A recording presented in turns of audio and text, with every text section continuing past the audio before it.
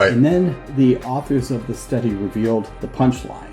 They weren't humans. They weren't computers. They were pigeons. When they assume that the ChatGPT is actually a great lawyer, when in fact it's actually a pretty poor lawyer. I want to be like, what was the old TV show, Just the Facts Man? Hey, Peter. Hey, good morning, David. How are you today? I'm good. Thank you. Welcome back to Call Me Data. Yeah, welcome back. Another exciting, I think, podcast ahead of us today. Yeah, we had a really good conversation going last week, and we didn't get through our whole list of things we wanted to talk about. And so I think we'll sort of pick up from where we left off last week. Although this is definitely not a part two of last week. I'm pretty sure this one will stand on its own. You don't have to go back and watch part two if you haven't seen this. But yeah.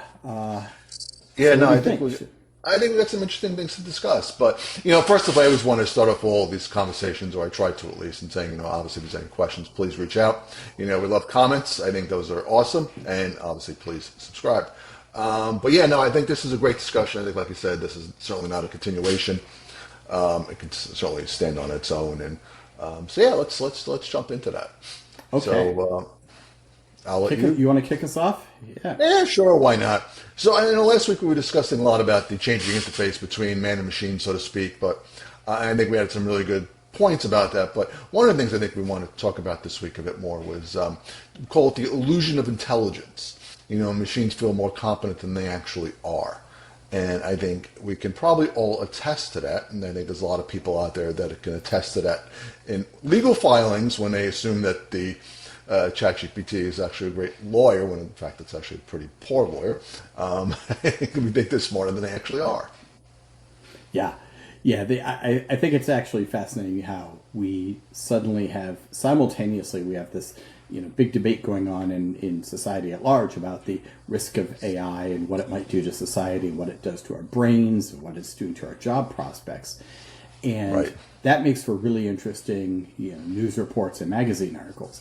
But at a personal level, day to day, I always see people just blindly trusting AI, even though they might, at a macro level, they're full of fear and distrust. But at a personal level, yep, must be right. Gave me a good answer. Let's go.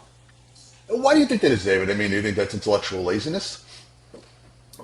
I think it might be intellectually lazy of me to ascribe it all to intellectual laziness, but I think there are a couple of things at play.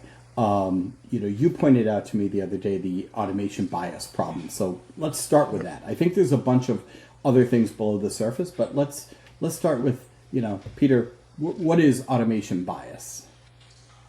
I think it's funny. I think this is a human thing that we're carrying over to machines. When somebody speaks with a high degree of confidence, we tend to believe them, whether they're talking, totally irrationally or not. But if it sounds intelligent, I think it's a very human strategy.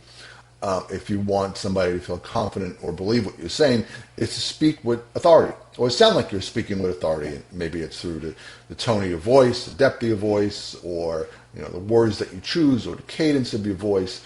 The listener will generally believe somebody who speaks with authority. Now, that person might not have an absolute clue about what they're speaking about. So if, I go riff on quantum physics, I can assure you that whatever comes out of my mouth is complete BS. But I think these machines, these applications, or these language models, very often will speak what seemingly seems like authority on a particular subject. Or at least we imply it's confident. We think it's confident, even though it's just a machine, and we believe it. So you get this bias that the machine's always correct, and in fact, they're most definitely not the case. It's funny because I was thinking about this the other day, and AI models, unless they're designed to do this, they generally don't use filler words. They don't say a lot. They don't say a lot when they're talking to you. And they generally have a great vocabulary. They don't make grammatical mistakes. And you add that to the tone of expertise that they project, and they just sound smart. And, right? No, 100%. They absolutely do. Yeah, and yet what people sometimes forget is being smart and sounding smart, or even being smart, is not the same as being correct. And so No, no, not, and we all know that not at all. Is it the same as being correct and sounding smart? And it's interesting because I'm working on this project, so I'm using language models pretty much constantly, and it's funny how we try to endear ourselves to people sometimes with a little bit of flattery. That's it. Well, David, that's a brilliant statement you made, or that's incredibly insightful. And I find this language. You are. We know that. But I find this. I didn't comment on the Aloha show today. How did I miss that? It's obviously we've switched the recording from the end of the day to the beginning of the day. So I'm not sure it's better yet. I'm not awake either time of the day. So. Well, I went with more muted colors. I didn't want to kind of hit your eyeballs too hard early in the morning. Yeah. Sorry for the digression, even though I've been up for a few hours. I'm still not awake yet. Anyway, what was I talking about? I forgot what I was talking about. But anyway, these models try to influence you through these words, and I find it very interesting. And I don't know why, but it's like, wow, am I really? I'm like, no, I'm not. It just sounds. It's funny how they try to pull you in by that, coupled with the sounding authoritative, using this type of language. Oh, that the flattery aspect of it is insidious sometimes, right? And I've seen people or been talking to people, and they have a moderately okay, interesting question or idea. Nothing wrong with what they're asking, right? But they get back these over-the-top responses from some models, like, "That's a brilliant insight. You're very perceptive. You're a genius for even asking that," and it just feels wrong to me.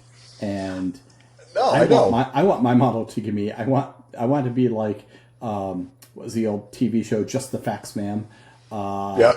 The old crime drama from when I was like a little kid. Yep, I remember that. Joe Friday said, "Just the facts, ma'am." Yep. I just want the facts, right? I don't want to be flattered or reinforced or whatever. Well, but you bring up a valid point. You and I just want the facts. I don't want to be told I'm adult either, but I would just like, some straight up, very objective tone and then again, look, if it's spewed out very flat sounding language to you, would you necessarily believe it also? So I think, and it goes back to, the illusion of intelligence. I think some of this is probably built in. We want, or they want these tools to sound more authoritative. And largely they are very good at providing accurate information. But we want that, I guess humans want that level. And this goes back to, I think, the conversation we had last week about the human-machine interaction actually changing quite dramatically and these machines taking on a more human-like tone. And I think it's important that they do to a degree, but we still have to use our human aspect of thinking and actually think about the response that's been put in front of us and say, does this jive with reality? Right. Yeah, no, I think you're right. And the other part is they don't push back on you like a human would. So there's the flattery and there's the potential for hallucination, but maybe just as bad as they don't push back. They don't, to your point, they don't say, well, that's a terrible idea.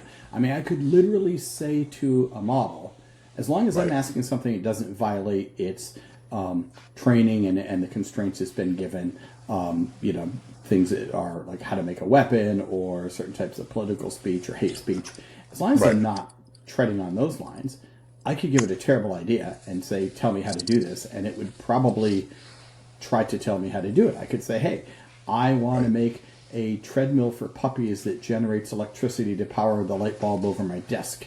How would I go about doing that? And it'll give you a design.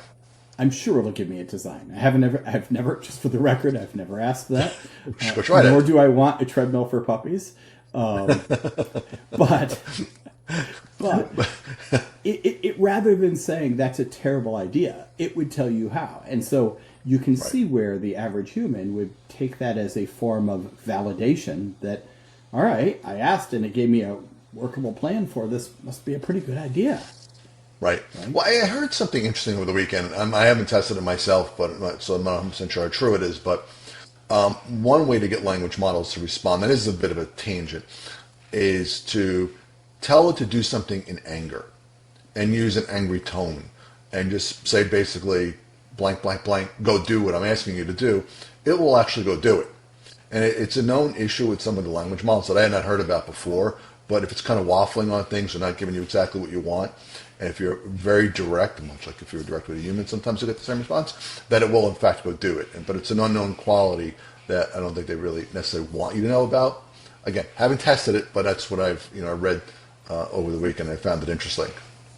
So if I see you swearing at your language models, I shouldn't be overly concerned. It's not you having a breakdown. It's no, not at all. I just want to do something it's not doing. Exactly. But let's pivot for a second over here. I know you and I, this whole we think machines are more competent than they are, which has, I think, very real world ramifications. Especially for our favorite topic, legal, but also for more, I think, complex things. I mean, customer support, fine, I get that, but really for areas like healthcare where potentially there's life or death decisions on the line.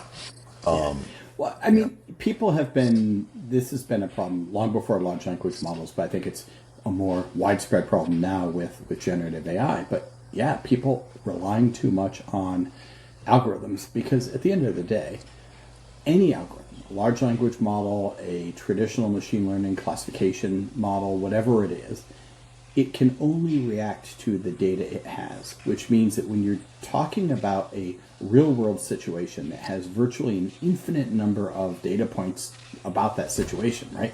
Talking about a person, right? This model can't know. Let's take a real example. I mean, this has been written about quite a bit, but the recidivism prediction models that have been used in criminal sentencing are hugely problematic, and I think they could certainly argue that at a grand scheme level, their accuracy in predicting recidivism is probably acceptable. I don't know how you even measure that accuracy because if the model works, then the person doesn't have a chance to commit another crime. So it's sort of a hard to measure. But the issue that I have with them is you're taking a complex human being with a life history and a story, and you're making a prediction based on what? A couple dozen data points about that person? Right. And it's the same thing if you're talking about dealing with a customer in customer support. It's the same thing, almost anything. Like you are dealing with, you're taking a situation and reducing it to a finite number of data points. Now, sometimes that's great. Sometimes it can't nearly replicate the nuance and the reality of the actual situation. Right. No, I agree. I agree with you there. But let me come at you with a different perspective and get your take on it. So, Microsoft recently came out with a paper a couple weeks ago. I actually found it actually quite fascinating, where they used one of their own language models for medical diagnostic information, and then it took a series of cases, and I was like, there's a database of cases out there, and they use this database of cases, and I want to say it's thousands of cases, and they got the initial information and the ultimate diagnosis, and then they compared and contrasted what was right or wrong. And they compared it to a doctor, an augmented doctor, and they compared it to all the language models. And what they found was that it far exceeded human capabilities in diagnosing cases, given the input information. And my take on why this is obviously different, and then another question I got behind that is, these models have been trained with a massive corpus of information, far more information than you and I as humans can potentially consume in a lifetime, giving them the ability to make a better diagnosis because they just have access to much more information than we would have and much more up-to-date information. Doctors got to look at patients all day. They can't keep up with everything. It's the fact of life. Now, the question I have is thinking about, more competent. So in this case, they are technically, to a degree, more competent than humans. Yes. Now, and that's a good thing at the end of the day. Are we putting an expectation on a machine that we're asking it to be 100% accurate when humans are far from 100% accurate? In fact, they're less accurate than the machine. So are we right to be asking these questions that, well, it's a machine, so therefore it should be accurate all the time? I think the expectation of unfailing accuracy is just not accurate. It's not valid, right? Because as you said, it's the question really is, can a machine provide a significant increase in accuracy over a human? I think but the corollary, to me, which you can't have this conversation without also talking about is, and what do you do with the output of the machine? Because what you don't Right. want is a situation in which a human reaches a conclusion and there's a feedback loop or some, four eyes check where another human can say, oh yeah, but did you think about this, right? That's a good back and forth. What I see too often is you replace a multi-human interactive decision-making process with a one-shot machine makes a decision and nobody ever questions it. That's where I have a problem, is when there's no human override, no human oversight.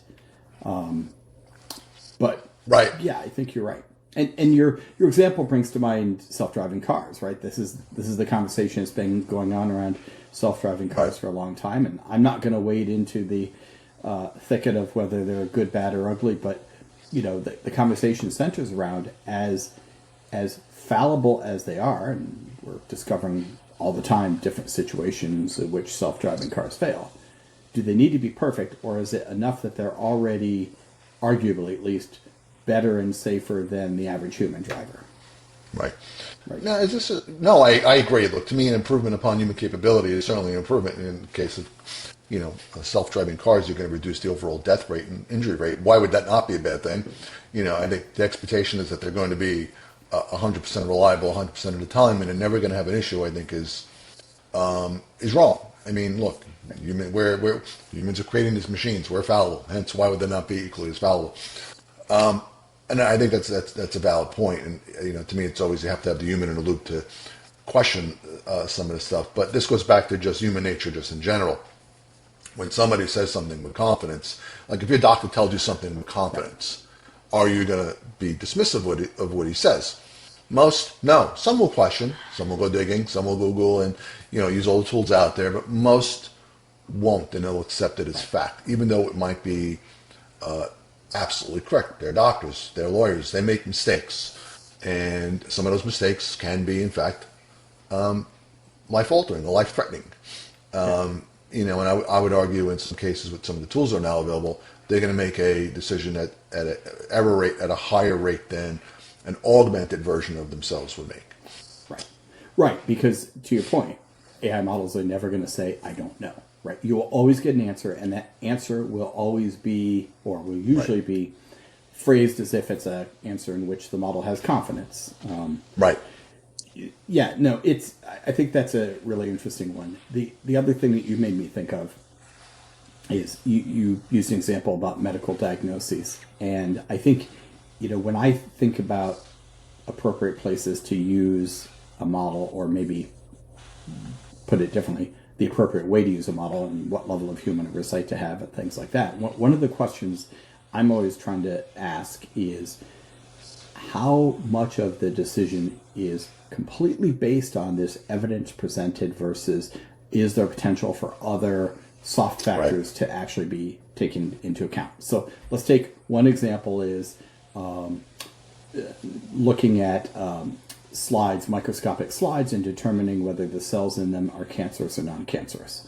Right. That is, given my very meager medical knowledge, right? But I believe that is a pretty self-contained process. You look at that slide, and other environmental factors and the patient history and all of those other things probably factor in very little. You could make a determination of cancerous or non-cancerous based on what you see on that slide. And so that, to me, is a fantastic place for a machine. And I have a great story for you on that note. But if you're doing more of a broad medical diagnosis, like you hear all the time about cases where, the textbook diagnosis is X or Y, and yet a physician has this intuition and keeps asking questions and eventually connects the dots in some weird arcane way and comes up with a different diagnosis that turns out to be correct, right? So right. Those are the ones where you have to wonder whether AI is as good yet as humans at those types of very nuanced things. Right. I don't know. What do you think? Is that a real concern, or am I focusing on the edge case too much there? No, I don't think you focus on the edge case too much. I think there's a lot of cases out there where there's a lot of information that its physician tries to juggle, and I think where these models are really, really, really good is, look, and I've always said this, and I think you and I have always said this, models are great at taking a large quantity of information and pulling it together and coming up with an output. And I think in the case of mental diagnosis, look, there's a lot of cases out there that are cut and dry, like you said, black or white. Yes, it's this or that. But I also think there's a massive amount of cases out there that are not so cut and dry, where there can be a variety of potential diagnoses that's not so crystal clear, and that's where the models, I think, can excel along with human judgment to augment it, because maybe something they just didn't think about, or they weren't aware of because it just hadn't showed up on their radar, or because they never saw a case like that before. For any variety of reasons, I think the models are excellent at that. Well, okay, you raise a really good point, because it also depends on how you use the model. If you're asking a model for we'll say a one-shot diagnosis, you might get something very different than if you, I'll steal a page from your playbook where you often say, ask me questions about this as if you're an investigative journalist, right? So you might say, ask me, as a doctor, for example, I might say, ask me questions about this case as if you are from the CDC and you're expert in this and you're looking at this, doing this kind of research, right? And through that sort of interactive questioning, you might end up providing enough additional information that the model reaches a better conclusion than you did in your one-shot, hey, here's what the symptoms are, what do you think's happening sort of prompt. Right, and I think you're right. And and I said this again. It's how you ask and the information you give is absolutely critical. If you just ask it, here's a lot of information, give me a diagnosis, is very different than you loading it up with a whole bunch of information in a very long prompt that's going to try to elicit more information and hopefully narrow down a potential diagnosis. And I think that's really important to get across. How you ask these models questions is extraordinarily important. And driving to an output, because you and me can ask give it the same information, ask it different, or trying to ask a question the same way, or trying to get the same, and ask it slightly different and get a different output. So basically what you're saying is it's all about the data, right? It's all about data, always is. Yeah. If you're having that multi-turn conversation with the model, you're providing the model. Right. Ultimately with much more data on which to make a determination. And look, that goes back to self-driving cars. Yes, you can look at all the cases where self-driving cars have made errors, but most of those errors are fixable through further training in the model. What you can't fix with a self-driving car is how much data can it collect. And so my example, and I know I think I've mentioned this before, but Tesla will never be the king of self-driving cars. They just will never do it. And the reason is, they went for the less expensive hardware route, and they're relying only on optical cameras. They're not using LiDAR and other sensors, which means that in some situations, in many situations, their vehicles are just getting less data than competitors' self-driving vehicles.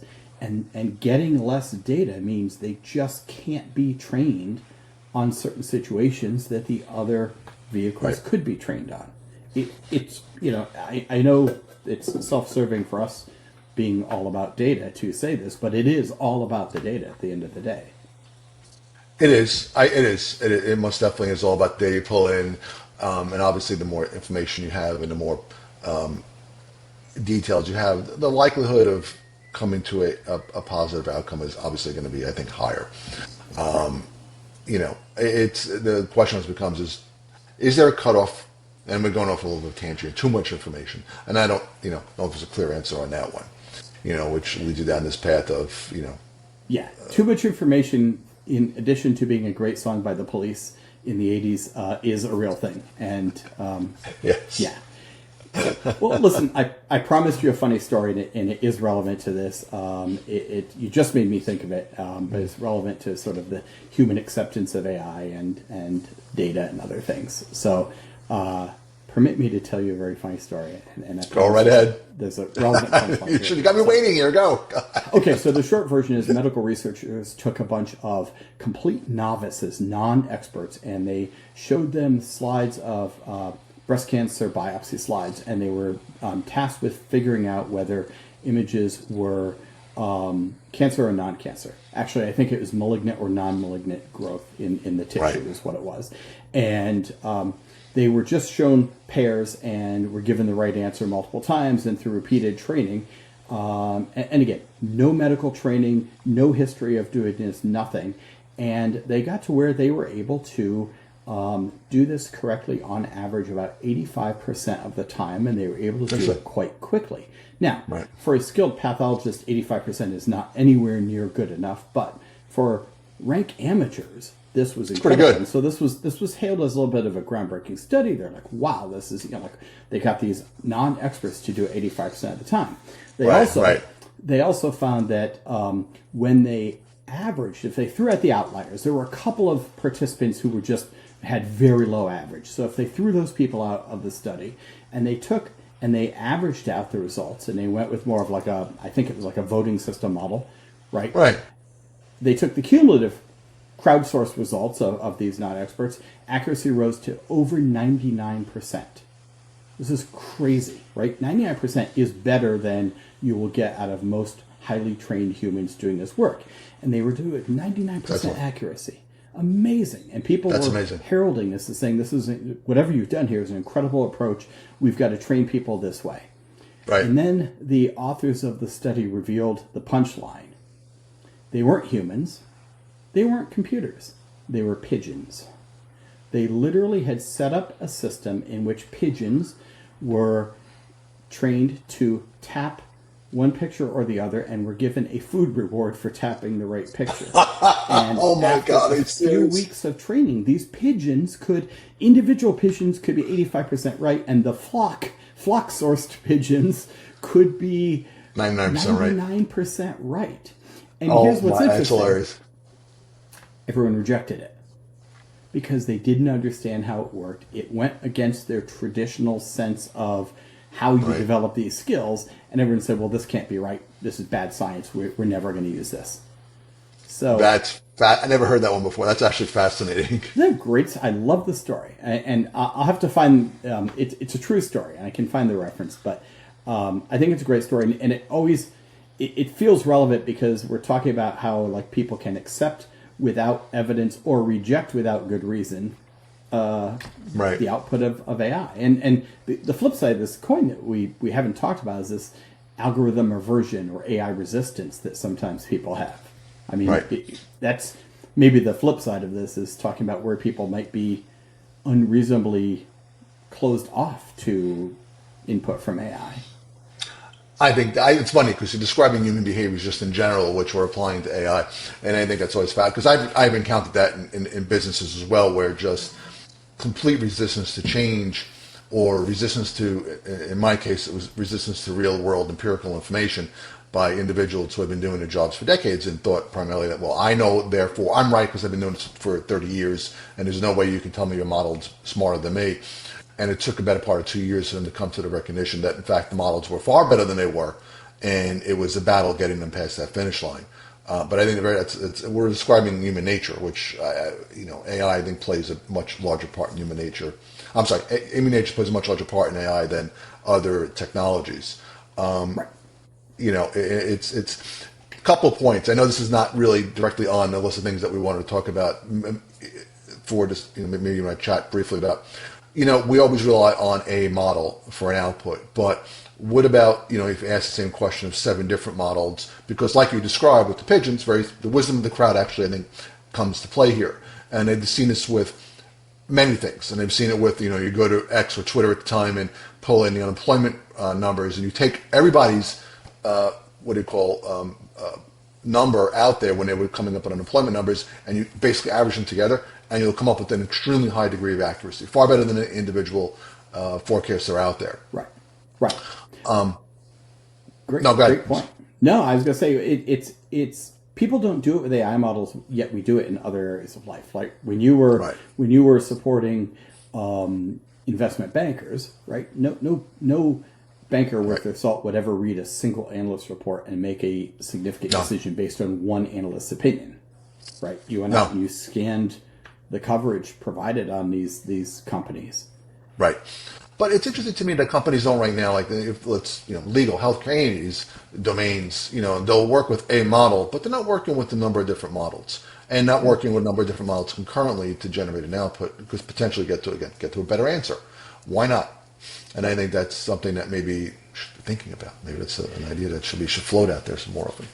Yeah, I think it's a great idea, and it's something we've talked about, a slightly different flavor of that before, which is companies using one model for everything. Even if you are using the same model family, there's different variations of the models in that family that work better for different tasks. And certainly, as you and I've talked about before, you get dramatically different results from different models for different types of problems. So I like the idea of, like, first of all, being thoughtful about which model you use, and then your idea of using multiple models, and you can't really average the results, but comparing the results and synthesizing the results, I think is a great idea. We should explore that more.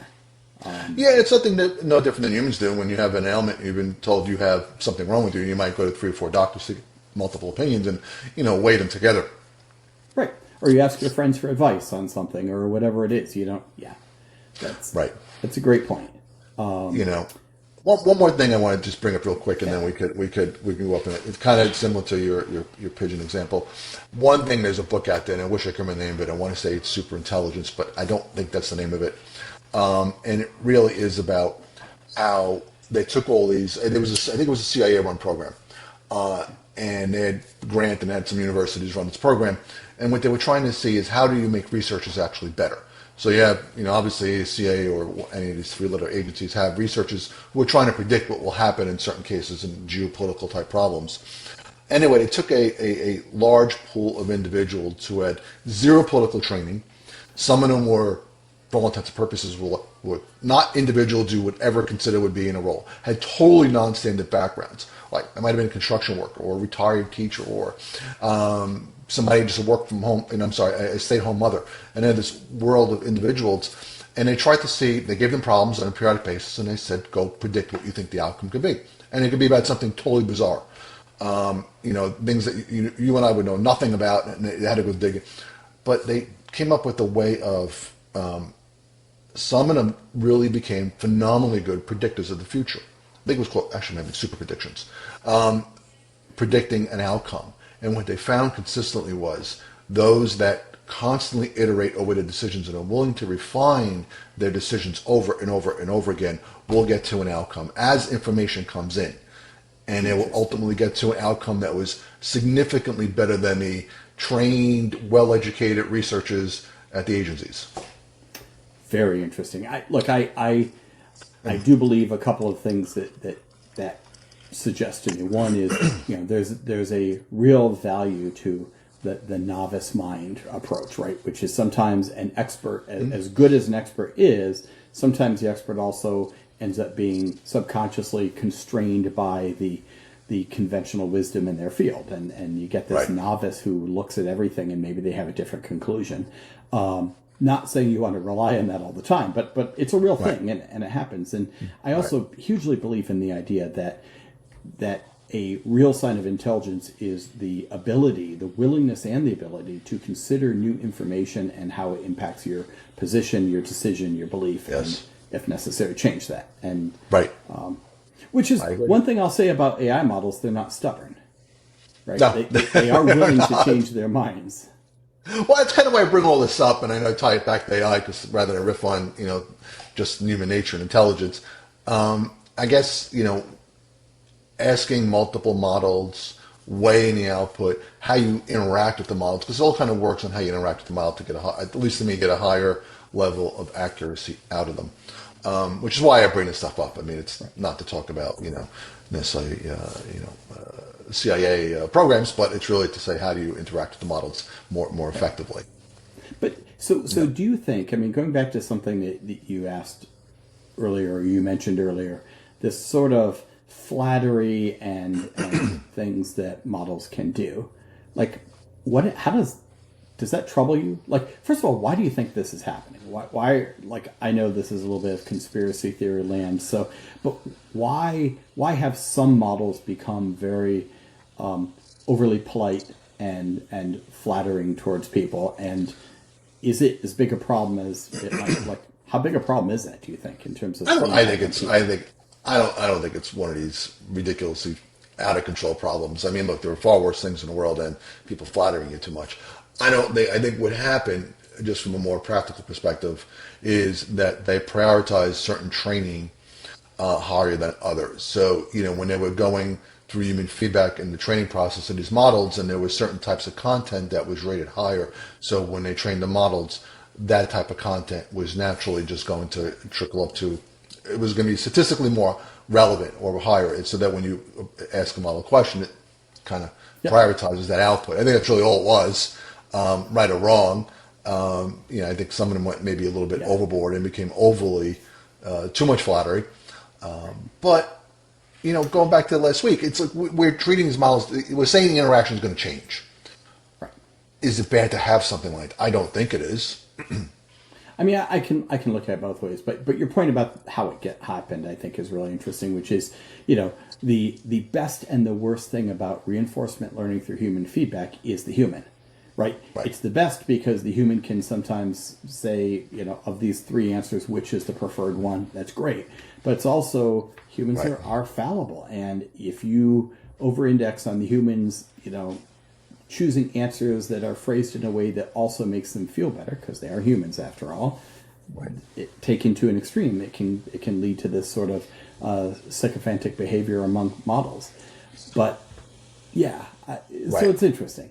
But I'm not sure I agree that it isn't a big problem, in that I think for most people it's not a big problem. And in fact, for some people it's nice. Some people like feeling like they're developing a relationship of sorts with an AI model. We referenced there have been studies about, like, the burgeoning new studies, I think, let's say inconclusive for now, but about its therapeutic benefits for people. People can feel less lonely. All of that is potentially good. But what terrifies me is the echo chamber effect. If I have a conspiracy theory, if I have some sort of paranoid delusion and I am asking an AI model the right questions, it will reinforce my delusion. And the last thing we need in this world right now is more paranoid delusions. We have half our country is occupied with them, right? We have enough delusion out there. Yeah.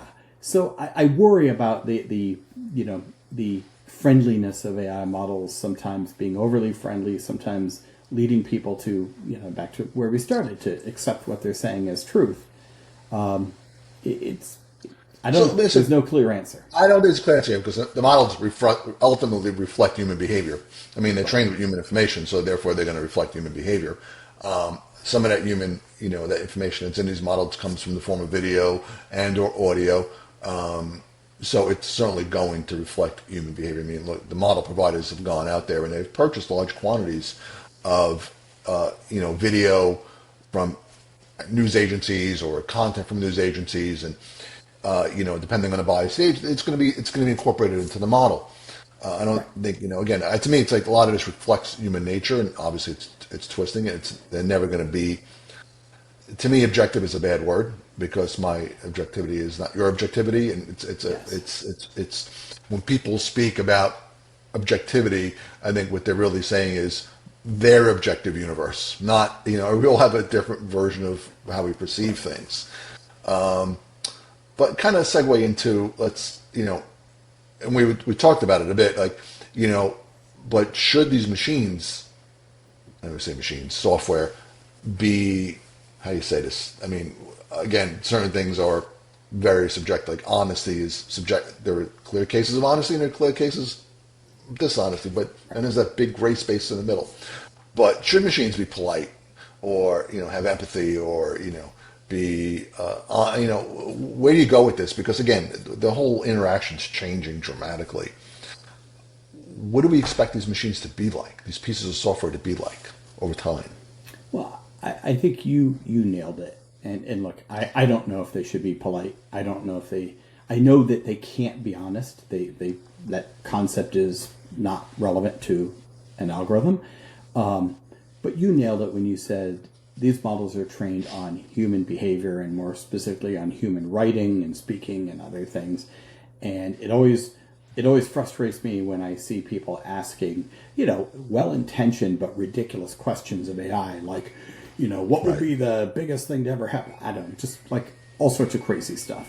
And I call it crazy because they somehow think the AI knows something humans don't know. And that isn't the case. The AI is trained only on what humans have created. Now, is it able to read and remember more than a human? 100%. Is it able Right. to draw connections between research papers published 30 years apart in different languages in different parts of the world that a human might never discover? Yes, Yep. absolutely. But in terms of just figuring out these unknowable, questions, no. That like it is literally going to, in a very sophisticated way, base its answer on what humans already have said and done and written and nothing more, right? And synthesizing those things, yes, but it's not all knowing. It's not like we've trained this baby who now thinks on its own. It's now a powerful adult and thinks more powerfully than any human ever could. That just isn't the reality. So No. I don't know. No. I went off on I was on my soapbox there for a minute, but I don't. I guess I don't care about politeness. I care about flattery, and I think too much flattery is a very bad thing. I think agree. people need to understand that honesty is not even it's you as the user of a model have to decide if there's accuracy or honesty in your perspective. You can never assume that a machine is being honest, because that's not a property it even knows about. It's funny. This all goes back to something that you and I have said repeatedly, time and time and time again, but the lack of critical thinking skills, I think, in a lot of individuals who will accept what comes out of a model, and because it says it in a way maybe it's overly flattering or polite or forceful, you believe it. But having those critical thinking skills to question what somebody's telling you is imperative, more so, I think, than ever. Look, I've said this before, and it was sort of tongue-in-cheek, but not entirely, which is, should we have to have a license to operate certain large language models? Right? I have to have a license to drive a car. You have to have a license to practice a lot of other professions. You have to have food handling licenses to prepare food in commercial kitchens. And yet, we're giving everybody on the planet who can pay a few cents a token, or less than that, access to some of the most powerful and unproven, untested models out there. I don't think that's really a good long-term plan. I don't know. I mean, that's a good philosophy. I don't know. I know there are some that will argue giving access to this type of power to everybody is certainly dangerous. I don't know the answer to that. I don't know if you're ever gonna. I don't know if you're gonna get around that.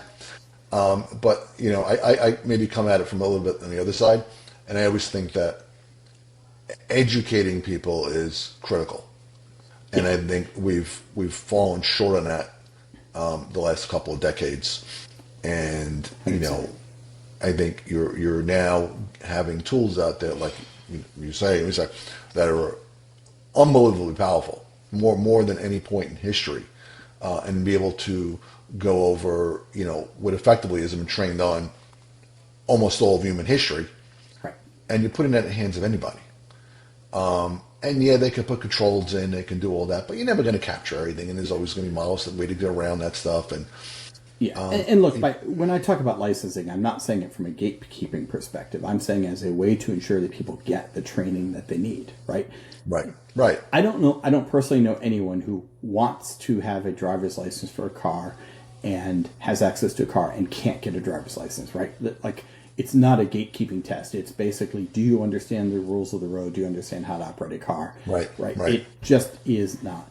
Now, not everyone can drive an 18-wheeler, right? So maybe there's also classes of models where for some of the newest, most experimental models, you need to demonstrate that you've had enough education. And again, I don't want to keep these out of the hands of people who will do amazing things with them, but I am terrified of people who don't know anything about what these models do or don't do, making life-changing decisions based on a false understanding of what the model does. I mean, if someone said to you, hey, I'm now going to run my life and make all my life decisions based on a magic 8-ball and a Ouija board, right? How do you think that would work out for them?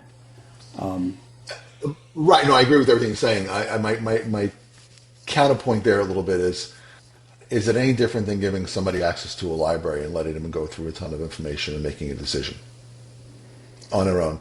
It's human nature. It's our own right to do whatever we want. Again, I think what the issue here you and I both have is you're now presented with a massive amount of information, more so than ever, being provided in a way that can be quite forceful and flattery and polite and everything else. So the capabilities of altering your view, I think, is significantly higher than in the past, especially not given, many don't have critical thinking skills or not asking the right questions.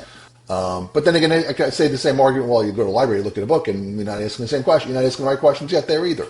And how much is it human nature and just educating everybody correctly on all of this and saying, hey, look, you need to at least have a understanding that it's coming out of it may not be right. Yeah, you raise a good point. I fully concede that point to you. It's better than being stuck in a social media bubble, where if you opt into a social media bubble, you're going to get only information that reinforces the beliefs of that group. You're never going to see the other side. The algorithms are going to are actively working to prevent you from seeing opposing points of view. At least an AI model usually, as far as we know today, doesn't have an agenda.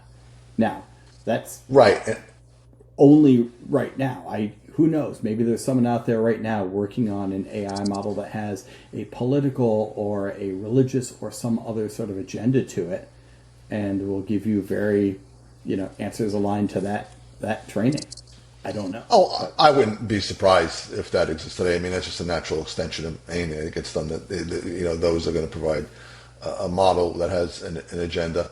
But you're bringing up, these are all, I think, fascinating philosophical points. They're relevant, they're highly relevant, and it all goes back to human nature on how we use all this. But, the thing, again, go back to, you're getting access to more information for, a tiny amount of money, more than you ever had as a person. Right. And I'm not sure most people are quite ready to deal with that yet. Yeah. So I think where we land on this, like the thing that we've come at this from lots of different angles, and the place we keep coming back to is people need to be educated. They need to be aware of a little bit about how these models work, how they were trained, how they came to be, what they're good at and what they're not good at. They're amazing tools, but they're way too powerful to just go off and have blind faith in. You need to be somewhat educated. It reminds me a little bit of what's happened in the commercial airline industry over the last 20 plus years, which is the emphasis on pilot training has shifted from purely flying an aircraft and all the procedures and things that go along with that.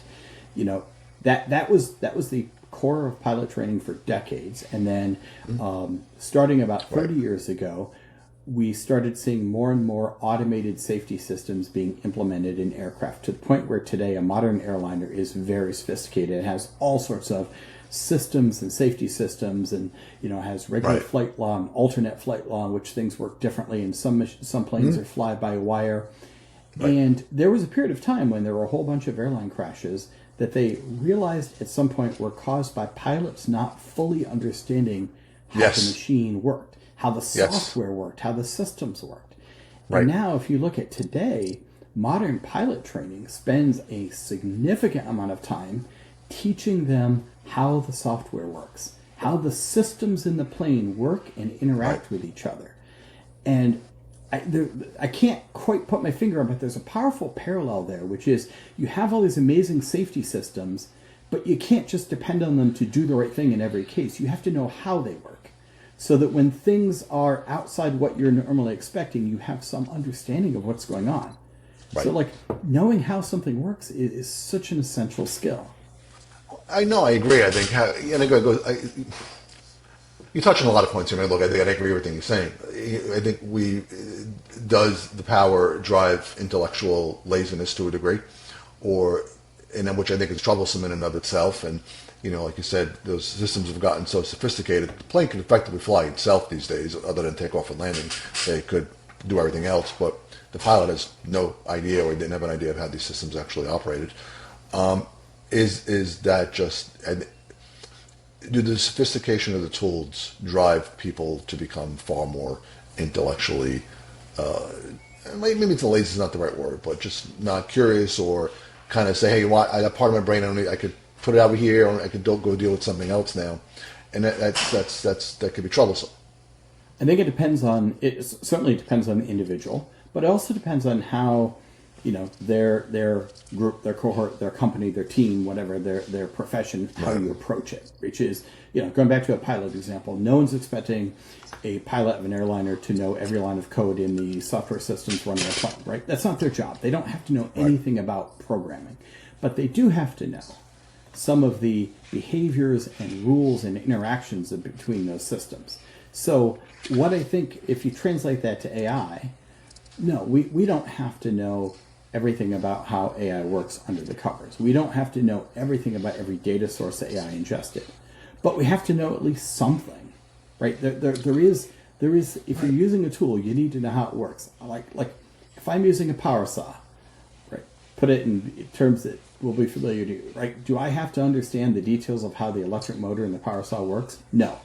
But do I have to understand which way the blade spins and where the pointy part is and what direction forces are being applied so that I can be aware of kickback? 100% I do. Right. No, so let me ask you a question, because I'm thinking, as we're talking about this, and some of what we're talking about is using these models at a level that most won't. You and I will argument's sake, not the normal individuals when it comes to this. And I think in an organization you'll find more people like us. But my mother goes to pull up a recipe on ChatGPT. Does she need to know what goes on underneath the covers? I don't know. But I think, for sophisticated applications, having a systems level thinking approach, or more engineering is highly relevant, and you need to really have some basic understanding. Yeah, I think that's a very fair point. It depends on how you're using them, right? And if you're using them for, and this is something we've talked about in the past, I think we covered it last week. What's the impact? What's the risk? Like generally, I would say the risk of finding a recipe on ChatGPT is that you don't like the recipe, or it doesn't come out the way you thought it would. It was hard to make, or whatever, right? The downside is not big. So I think it does also, everything we're saying should be filtered through the lens of what's the impact and what's the level of risk associated with it not working out. Right. No, I agree. And I know we have, of course, we have this long list of things that we always like to talk about, and we start going, and boom, next thing you know, an hour flies by. But there is another point here, and I think it's highly relevant to the discussion that we've been having, and it's really the human in the loop type of mentality, or, as you and I said a long time ago, augmented human approach to, using some of these models and being smart about how you use them. Yeah, I think, look, if we're going to use models in a way that drive progress, drive companies forward, etc., that is by definition using models in a way that have high stakes, right? Like using models for low stakes outcomes is never going to be a game changer for companies. The companies that are really seeing tangible value are the ones using it for big decisions where the outcome matters. And the more the outcome matters, the more you need to find a way to have the right human interaction, human in the loop on that. I think that's inescapable today. Especially with the current level of technology, you absolutely need a human, I think, for certainly the high value type of decisions that are coming out of the models. Just to make that judgment call. Now, that doesn't always mean that the human has to look at every single decision being made, every step in a process. Again, there's no single answer that works for every situation, but it might mean that the human is periodically looking at the distribution of answers that came out, or the human is looking for certain edge conditions or boundary conditions that indicate something might not be working right. Or that the human's only making a decision or being asked to approve something when certain actions are being recommended, etc. So, there's not any one-size-fits-all pattern for what it means to have appropriate human supervision of a model. But I think, every person who's looking at deploying an AI around a process should be asking themselves at every step, what's the appropriate way to make sure this is safe and effective? What's the appropriate way to have humans in the loop in some form or another?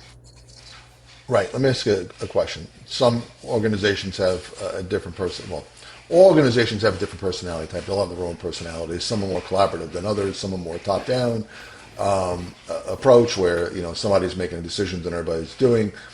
How do you think, using the corollary that models are really becoming extensions of us, how do you envision that working with a model? Is it a collaborative type of approach when it comes back with something that maybe needs to be questioned? Or you delegate it to somebody else and they have to do it, or it's an approval what I'm saying? How do you do that? I don't know if there's a model, but right. That's a really good point, because it's not always going to be as simple as a human saying accept or reject. Right?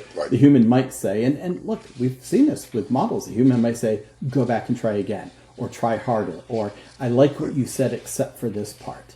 So there could be lots of different, ways that humans react to it.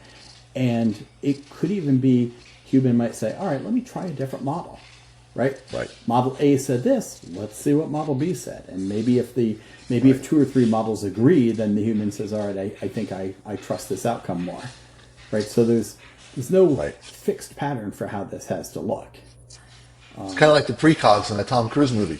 Would have had Yeah. But it's funny, because if you look at, you and I both having worked in banking, have spent lots of times around control structures, control architectures, and the most common control anywhere is the 4 eyes or a second pair of eyes check, right? Maker checker, they call it. Yep. Right? Yep. So that's a very interesting one because, yes, on the surface it looks great, but when you think about all the ways that a maker checker control can fail, right? Unless the checker is doing all of the work of the maker, literally replicating all of that work, the checker's checking cannot be as robust as the maker's making was. It's a reasonableness check, not a redo all the work and see if you get the same answer. Right. So do you think an AI model could be a better checker? Because you could have an outcome from an AI model being replicated by a second model who does all the work all over again and validates that they get similar answers. Well, you bring up a good point. It's almost easier to have a number of models, going back to the wisdom of the crowd type of mentality. If you have 6 or 7 or 10 different models, for argument's sake, doing the same problem at the same time, and taking the average of it, but effectively taking the average of that, the cost of doing the work over again drops dramatically if you're having a model do this rather than a human do it. Or maybe we have a large language model do the initial work and then have it validated by a flock of pigeons. Exactly. Hey, come on. Who knows, right? If they get 99% accuracy, why not? Better than most humans anyway. I still love this story. Gotta use that one again. So, no, I think this has been a fascinating conversation. It's opened my eyes to some things. I think, at the end of the day, I feel like it all comes down to 2 things. It comes down to, understanding what data is available to make a decision. And whether you're using a human or you're using an AI model, are you presenting enough data points to get the decision you need? And 2, and you've made this point very effectively, education, training people to understand a little bit about how these models work and don't work, etc. No, and I think we can't I can never say that enough. We tend to, as things get automated, forgetting certain things. And I think that's, in this case, very wrong. And, you and I both have been on the education bandwagon for a long time, that it's, with tools, far more critical than ever, having not only education, but the right education to ascertain what's coming out of these models and make effective use of the information. And that, to me, is the single most important thing. And we just try to make you think on these conversations. There's so much this is yet to be determined, and the market's changing so fast, and the power of these tools is changing so fast. And we look at this, since you and I live and breathe this every single day, try to relay some of that to the people and saying what a process that we go through when we're using some of these models, and just kind of get you thinking about a different perspective when you deploy these tools on a larger scale. So I wanna wrap by asking you a question I just thought of a little while ago while we were talking. So this is our first podcast in July, so we're now in the second half of 2025. Yep. Any thoughts on what we'll see in the next 6 months? Any predictions, fears? That's a good one, actually. I have no crazy ideas so much. Technology tends to get to an inflection point. We all know about it. It's like, it's magic, it's magic, it's magic. And then realism kicks in and it kind of slows down a little bit and people kind of grasp at the difficulties of implementing the technology. And I really almost think we're kind of at that juncture now, where, people are starting to grasp what it can do, the limitations, but understanding how it can be applied to some of the bigger, broader problems that are out there. And so they're really kind of grasping at some of the more harder stuff. And that's going to take time. That cycle is much, much longer. And I think what we'll see over time is in the next year or a couple of years is certainly a lot more agentic computing out there. Those agents getting smarter and smarter, because right now I think most of them are dumb, for lack of a better way of putting it. They're not really agents. They're just being called agents. But real, true self-driving agents is something that will happen a lot more. If I had to guess, you'll see more of that. I'm sorry, go ahead. Yeah, no, that's. I think you're 100% right. I think we'll see real agents, more agents. Do you think model context protocol will survive? Like, I've certainly seen people saying that it's inefficient as far as use of compute resources. I know that it's also sometimes can be unpredictable in the sense that if you subscribe to an MCP server, your agent may select a new tool unexpectedly because that tool's appeared this week and it wasn't there last week. I mean, do you see that as the engine for agentic, or do you think we'll see something else? I don't know. It's hard to say. I mean, look, until something else comes out, it's hard to say. I mean, I know Google has their A-to-A protocol, which is different than MCP. I do think at some point in time they're going to overlap each other quite a bit, if not totally. There's been a big embracement of MCP. It's, the protocol itself is changing quite quickly. It's evolving quite quickly. Is that what we land on? I don't know, because to me it was born out of a time when it was a necessity. So I don't know if it was fully thought through. That's a really question. Our industry is full of examples of imperfect software and protocols being the foundation for things for many years, right? DOS was hardly the best operating system when it was released, and yet 30 years later, there's still pieces of DOS running in Windows, and Oh, I know. Scary, actually. Well, and you're right, though. And look, it's born out of necessity, and everybody's embraced it very quickly. And once things get embraced very quickly, they tend to be stuck around for a while. So it's not like then the cost of getting off of them just becomes too high. Right. So I don't know. That's an interesting question. That one I don't have a good beat on yet. No, it'll something. Oh, I guess the best prediction you can make is everything will be the same, but everything will be different. Yes. Yeah, I will say one thing. I will make one firm prediction. Okay. And this one I will stand by. You will see a fully AI-generated, full-featured movie out there with actors and actresses that don't exist. By the end of 2025. I think you'll see some significant stuff out there. There's some pretty significant stuff out there now that is incredibly impressive. Imagine going from scriptwriter to releasing a movie with no intermediaries, right? You literally just need to be able to write a script, feed that into an AI model, and you've released a movie. Yeah, it's honestly, I really don't think is all that far away. No, it's probably not, to be honest. You see some of the quality of the video that's getting generated now, and what people are doing with these clips that get generated, and I am completely blown away at how good they are. Well, all I can say is, as we reach the halfway mark of the year, I cannot wait to see what the next 6 months hold. I'm sure it'll be just as wild a ride as the last 6 months have been. Oh, no doubt. Before that. And, Hey, look, for you and I, it's been a hell of a ride, that's for sure. We've learned a lot the last over a year. All right. Well, Peter, thanks again for joining us on Call Me Data, and talk to you next week. Absolutely, David. As always, a pleasure. And listen, you have a great day. All right. Thanks, everybody. Take care. Bye. Bye now. Thanks for watching. If you enjoy this podcast, please make sure to like, comment, and subscribe to us over on YouTube. And make sure to stay up to date with us on Apple Podcasts and Spotify as well.